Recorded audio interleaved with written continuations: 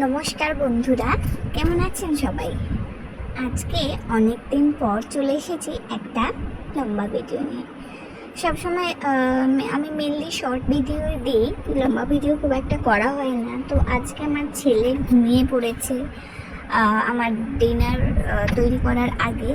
So ভাবলাম যে একটুখানি আমি ভিডিওটা বানিয়ে নিই, যদি ছেলে না উঠে পড়ে। আমি এখানে আজকে বানাচ্ছি রুটি আর ডিম ভুজিয়া। আমি মানে এটা কিছুই না, সবাই জানে। ব্যাস আমি আমার জাস্ট এক্সপিরিয়েন্সটা কীরকম কী সেটাই শেয়ার করব। আমি না আপনাদের একটা গল্প বলি। আমি প্রথমে বিয়ের যখন হয়েছিল, তখন অ্যাকচুয়ালি আমার বিয়ের আগে আমার বাড়িতে রুটি খাওয়ার অভ্যাস ছিল না। আমাদের বাড়িতে মেনলি ভাতই ভালোবাসি। আফটার বাঙালি তো ভীত বাঙালি, আমি এখনও তাই ভাতই ভালোবাসি। আজকে আমি ডিনারটা বানাচ্ছি, এটা আমার হাজব্যান্ডের জন্যে। আমি কিন্তু মাছ ভাজা ভাত খাবো। তো যাই হোক, কথাটা বলতে গিয়ে বলা হলো না। আমি রুটি না একদম বানাতে পারতাম না, কি জানি কি হতো, পুরো মাঝখানটা পাঁপড় হয়ে যেত, ঠিক মানে বানাতেই পারতাম না। তো এখন করতে করতে সময়ের সাথে সাথে কি হয়েছে না, আমার রুটিটা দেখুন বেশ সুন্দর ফোলে, আর বেশ মানে পুরো নরম তুলতুলে হয়। আমার শাশুড়ি এখন আমার মতো রুটি সুন্দরভাবে করতে পারে না। আমি নিজে প্রশংসা করে দিচ্ছি, বাট ইটস ট্রু, আমি সুন্দর রুটি করতে পারি এখন।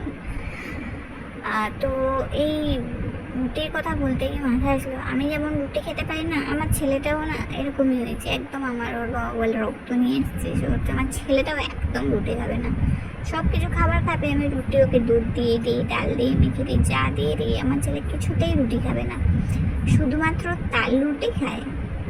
যদিও অনেকদিন আগে ট্রাই করা গেছিল, এখন তো তালের সময় না। তো তাল রুটিটাও বেশ ভালো, যে একটু একটু মিষ্টি মিষ্টি লাগে, তো তাল রুটিটা খায়। আমি আজকে বেশি রুটি করিনি, আমি মাত্র 4টে রুটি করেছিলাম আমার হাজব্যান্ডের জন্যে। তো সেই 4টে রুটি আমার হয়েই গেছে, দেখুন বেশ ফুটবলের মতো ফোলা ফোলা রুটি হয়েছে। আর আমি করব ডিম ভুজিয়া। প্লিজ করা দেখে কেউ কিছু মনে করবেন না, আমার কাজের যে দিদি আছে সে এরকমই করা মাঝে, অনেক বলা সত্ত্বেও পরিষ্কার করে কিছুতেই মাজে না। তো আমি এখানে ছোট ছোট পেঁয়াজ 4টে দেখাচ্ছে যে, কিন্তু পেঁয়াজগুলো অনেক ছোট ছোট ছিল।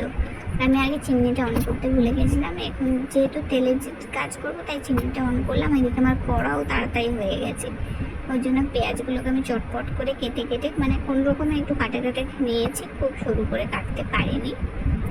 চটপট করে পেঁয়াজগুলো আমি 4টে কেটে কেটে নিয়েছি, অর্ধেক খোলা টোলা সব বাদ দিয়ে দিয়েছি।